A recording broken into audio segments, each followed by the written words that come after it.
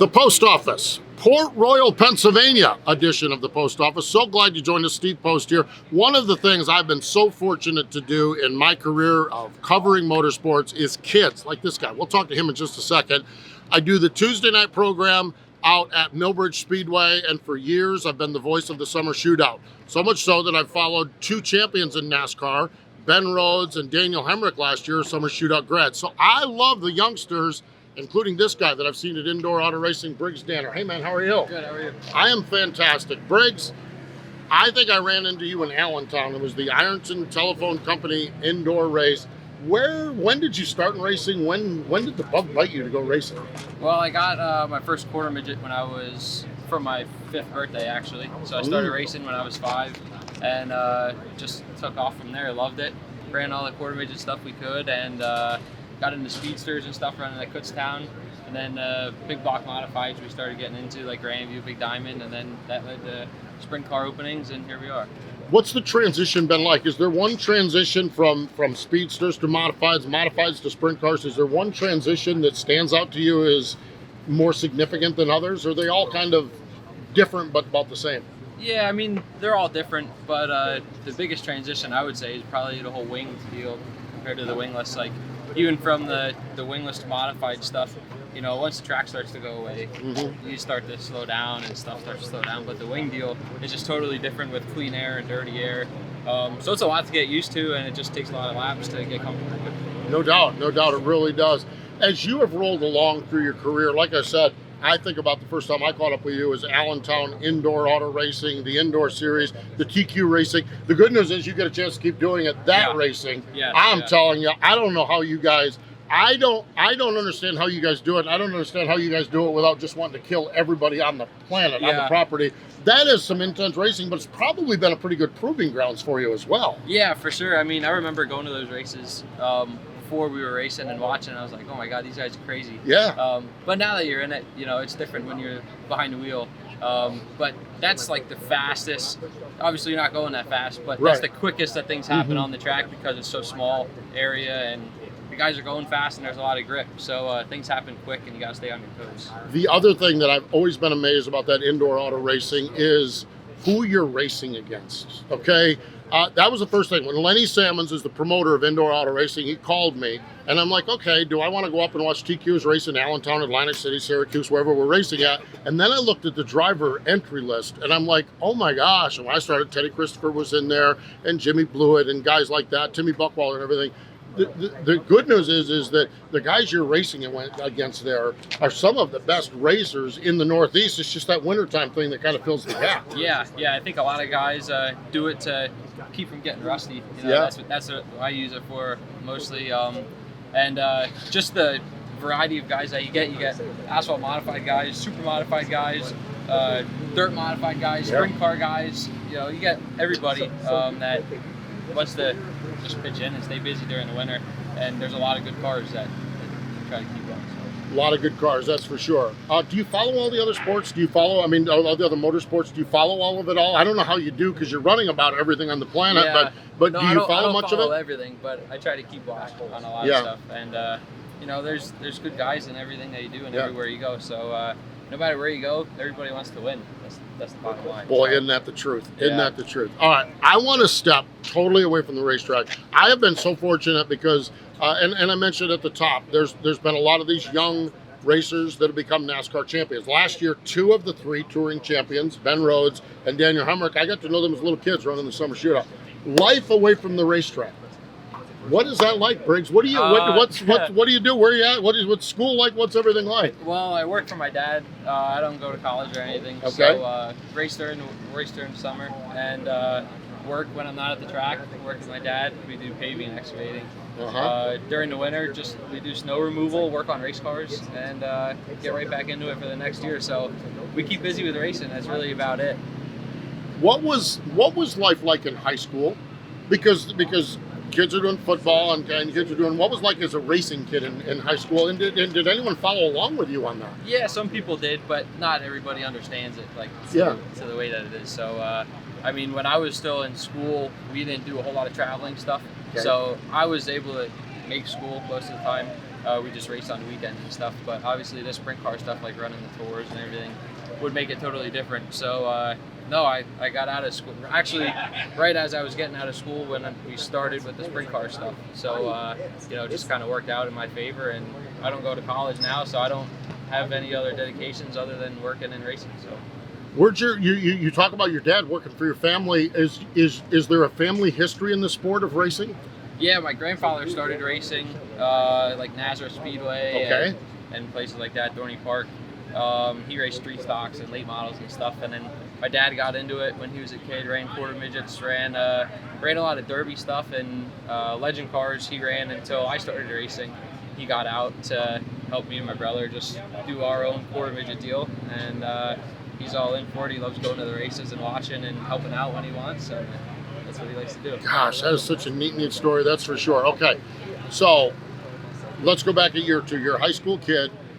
You have a night where the car is all prepped, everything is good.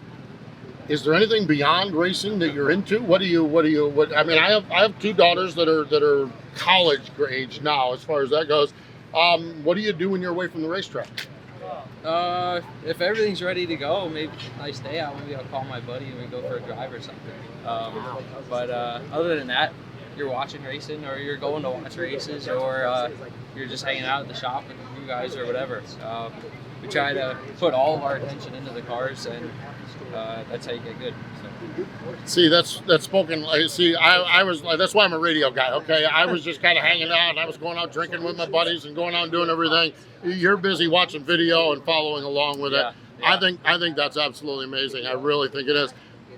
You're running the USEC East Coast thing. I actually caught up with you and watched you race at Bridgeport a few weeks ago. I saw you at Bridgeport a couple weeks ago running with the World of Outlaws as well.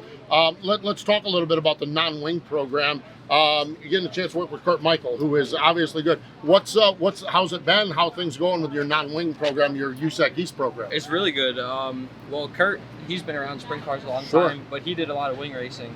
And so when we started the whole wingless stuff, me and him kind of worked together to figure out what I like on the car and what he knew previously. And so we've been kind of working together on that, and we've been really good. We're pretty consistent everywhere we go.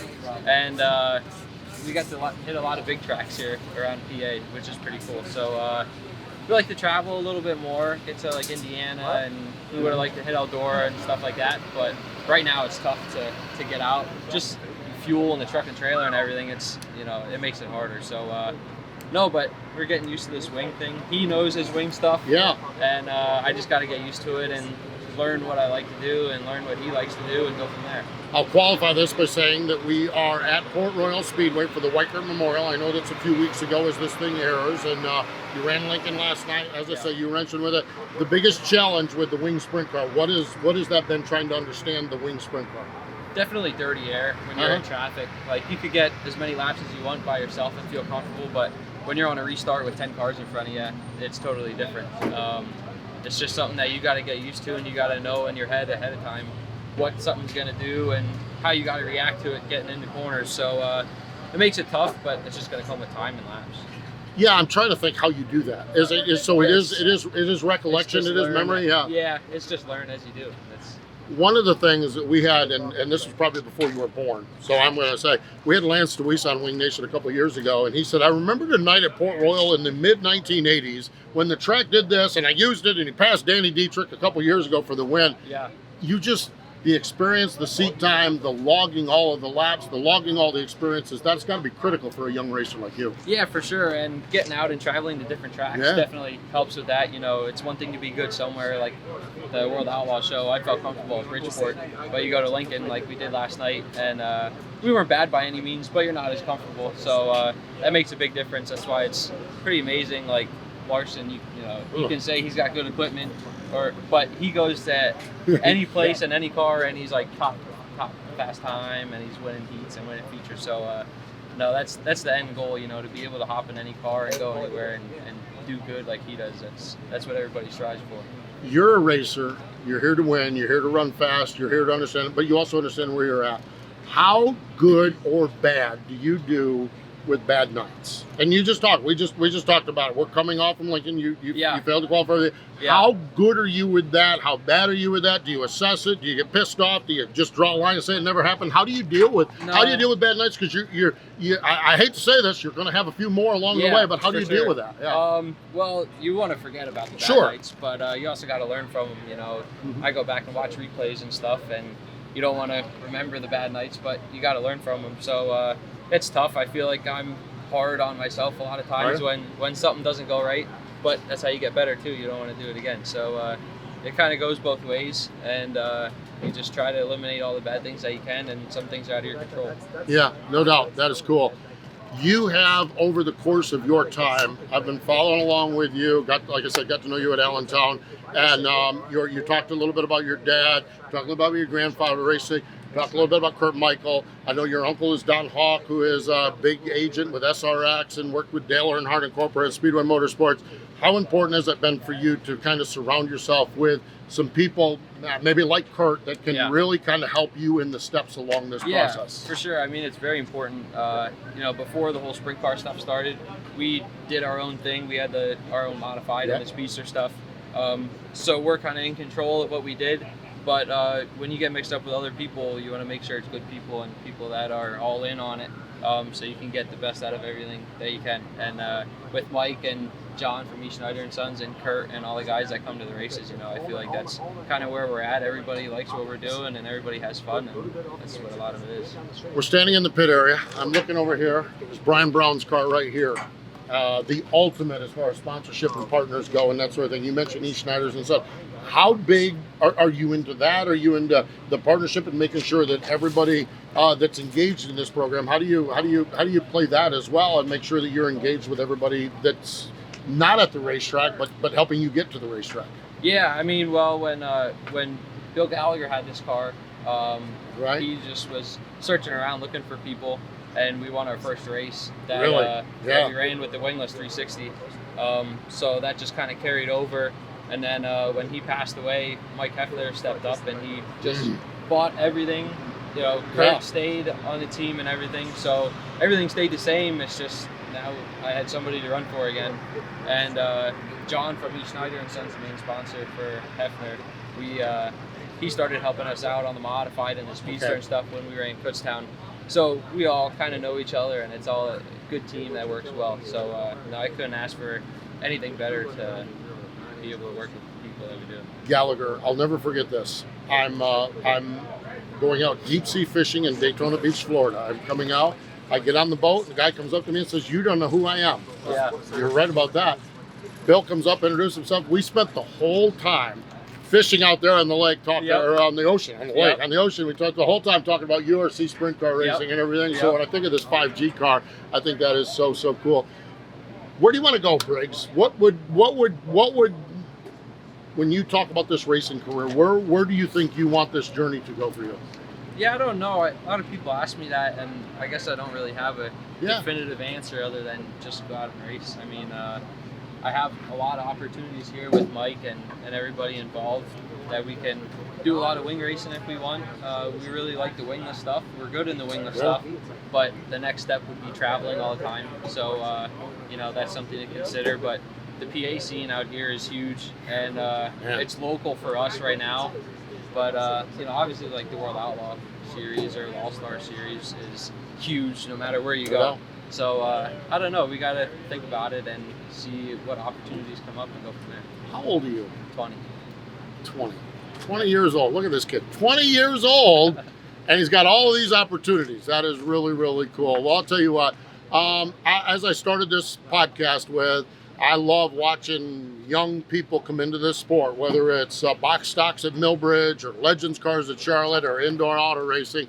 Briggs, I'm telling you, it's been really, really fun to watch, and I think the most fun for me is to see where this goes. Yeah. And I think there's a lot of guys that if I don't make it to the Cup Series championship, it's going to be a failure. Right. I kind of like the idea of reserve kind of managing where you're at right now and going forward. Yeah, as long as I'm behind the wheel, we're happy. So if we have a weekend off, I try to fill in. We run TQs here and there, we run micros and stuff. So just try to keep busy and have fun. A weekend off. How about that? And running the TQs, because I love the TQs, that's for sure. Briggs, great hanging out with you. Yep. I never got the behind the scenes look. You and I always chat with each other, and hey man, how you going? Yeah. I'm glad you joined me here in the post office. This is good. Thanks for having me. How about that? Briggs Danner, one to watch as we go forward, joining us here on Wing Nation's Post Office. Glad you've tuned in from Port Royal Speedway.